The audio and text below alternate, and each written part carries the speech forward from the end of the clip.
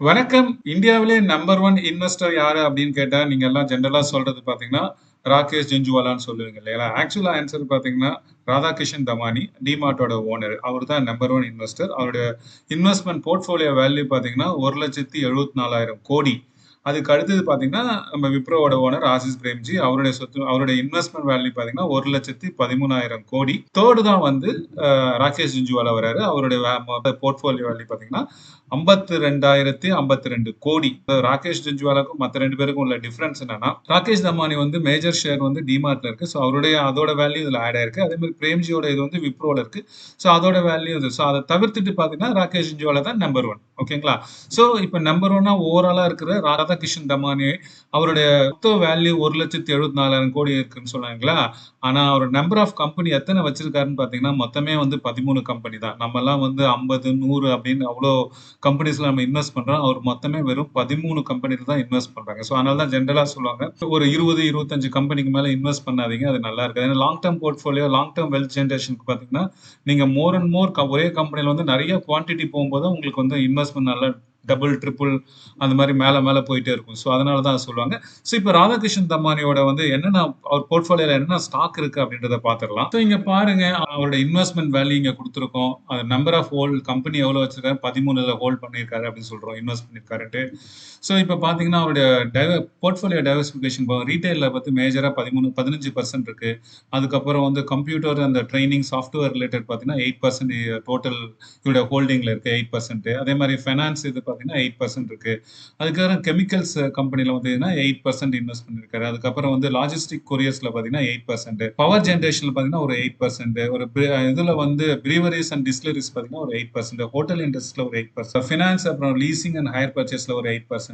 அப்புறம் வந்து pesticide and agro கெமிக்கல்ஸ்ல ஒரு 8%. அப்புறம் சிகரெட்ல வந்து ஒரு 8%. இவர் ஒரு மாதிரி டைவர்சிஃபைடா எல்லாமே ஒரு 8% அந்த மாதிரி போட்டிருக்காரு. அது கிளியரா தெரியுது. இப்போ நம்ம ஸ்டாக் என்னன்னு பார்ப்போம். ஸோ ஃபர்ஸ்ட் கம்பெனி எதுன்னு பாத்தீங்கன்னா அவென்யூ சூப்பர் மார்க்கெட், அதாவது டிமார்ட் உங்களுக்கு எல்லாம் தெரியும். அதோட ப்ரொமோட்டரும் இவரு தான். அதுல எவ்வளவு ஷேர் இவ்வளவு வச்சிருக்காருன்னு பாத்தீங்கன்னா குவான்டிட்டியில சொல்றது 43 கோடியே 74 லட்சம் ஷேர் வந்து குவான்டிட்டி வச்சிருக்காரு. அதோட வந்து வேல்யூ எவ்வளவுன்னு பாத்தீங்கன்னா பாருங்க, இது க்ரோஸ்ல கொடுத்துருக்காங்க. 1,66,000 கோடி. அது அவென்யூ சூப்பர் மார்க்கெட், அதாவது டிமார்ட் சொல்றது. அதுக்கு அடுத்தது பாத்தீங்கன்னா ட்ரெண்ட், அதாவது டாடா குரூப் ட்ரெண்ட் இருக்காங்க இல்லையா? சோ அதோட இது ட்ரெண்ட்ல எவ்வளவு ஷேர் வச்சிருக்காரு அப்படின்னு பாத்தீங்கன்னா 45,07,000 ஷேர் வச்சிருக்காரு. அதோட டோட்டல் பர்சன்டேஜ் பாத்தீங்கன்னா ஹோல்டிங்ஸ் 1.27% ஆஃப் த ட்ரெண்டோட இது வச்சிருக்காரு ஷேர்ஸ். அதோட வேல்யூ எவ்வளவுன்னு பாத்தீங்கன்னா 3,155 கோடி. அதாவது ட்ரெண்ட் டாடா குரூப்ல. அதுக்கு அடுத்ததா பாத்தீங்கன்னா விஎஸ்டி இண்டஸ்ட்ரீஸ், உங்களுக்கு எல்லாம் தெரியும், சிகரெட் மேனுஃபேக்சரர் வந்து விஎஸ்டி. இதுல வந்து பாத்தீங்கன்னா இவர் எவ்வளவு வச்சிருக்காரு பாத்தீங்கன்னா, அதாவது 4,94,30,148 ஷேர் வச்சிருக்காரு குவான்டிட்டி. அது வந்து இன் டர்ம்ஸ் ஆஃப் வேல்யூல பாத்தீங்கன்னா 1,599 கோடி வந்து விஎஸ்டில வச்சிருக்காரு. அதுக்கப்புறம் கம்பெனி பாத்தீங்கன்னா சுந்தரம் ஃபைனான்ஸ், நமக்கு எல்லாம் தெரிஞ்சது. ஸோ இதுல அதே மாதிரி வந்து 26,30,434 ஷேர்ஸ் வச்சிருக்காரு அந்த கம்பெனில. அதுல 2.37% சுந்தரம் பினான்ஸோட வந்து டோட்டல் ஷேர்ஸ் வச்சிருக்காரு. அதோட மதிப்பு பாத்தீங்கன்னா 1,095 கோடி. அதுக்கு அடுத்தது பாத்தீங்கன்னா நமக்கு எல்லாம் தெரிஞ்ச யுனைடெட் பிரீவரிஸ் லிமிடெட், அதாவது கிங்ஃபிஷர் பியர்ஸ் அதெல்லாம் இருக்காங்க இல்லையா? ஸோ அவங்க அதுல பாத்தீங்கன்னா இவர் எவ்வளவு குவான்டிட்டி ஷேர்ஸ் வச்சிருக்காருன்னா 31,70,78 ஷேரு.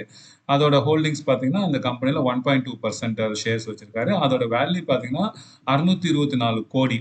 அதுக்கு அடுத்த கம்பெனி பாத்தீங்கன்னா 3M இந்தியா லிமிடெட். இது வந்து ஒரு யுஎஸ் கம்பெனி. அவங்க வந்து இந்தியால இருக்காங்க. இவங்களோட ஷேர் பாத்தீங்கன்னா ஒரு 1,66,700 ஷேர் வச்சிருக்காரு. ஏன்னா இந்த ஒரு ஷேரோட வேல்யூ கிட்டத்தட்ட 30,000க்கு மேல ஒரு ஷேரோட வேல்யூ 3M ஓடது.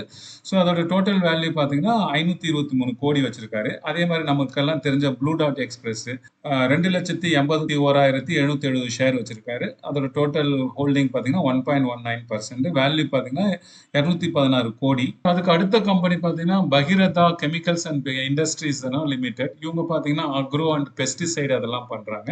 ஸோ இதுல பாத்தீங்கன்னா இவர் ஒரு 43,06,487 ஷேர் வச்சிருக்காரு. அதாவது 3.46% அதாவது கம்பெனியோட ஹோல்டிங்ஸ். இதுல வேல்யூ பாத்தீங்கன்னா 150 கோடி வச்சிருக்காரு. அதுக்கு அடுத்தது கம்பெனி பாத்தீங்கன்னா சுந்தரம் பினான்ஸ் ஹோல்டிங்ஸ் லிமிடெட், அதோட பேரண்ட் கம்பெனி. அதோட வேல்யூ எவ்வளவு குவான்டிட்டி பாத்தீங்கன்னா 41,70,7434 ஷேர் வச்சிருக்காரு. அது 1.88% சுந்தரம் பினான்ஸ் ஃபைனான்ஸ் ஹோல்டிங்கோட இவர் வச்சிருக்காரு பர்சன்டேஜ். ஸோ அதோட மதிப்பு பார்த்தீங்கன்னா 136 கோடி. அதுக்கு அடுத்த கம்பெனி பார்த்தீங்கன்னா பிஎஃப் யூட்டிலிட்டிஸ் லிமிடெட். இவங்க இதுல பார்த்தீங்கன்னா இவர் 3,81,000 ஷேர்ஸ் வச்சிருக்காரு. அதோட வேல்யூ பார்த்தீங்கன்னா 35 கோடி. இப்போ பிஎஃப் யூட்டிலிட்டிஸ் என்ன பண்றாங்க அப்படின்னா இவங்க வந்து அந்த பவர் அண்ட் விண்மில்ல வந்து இப்போ ஜென்ரேஷன் பண்றாங்க.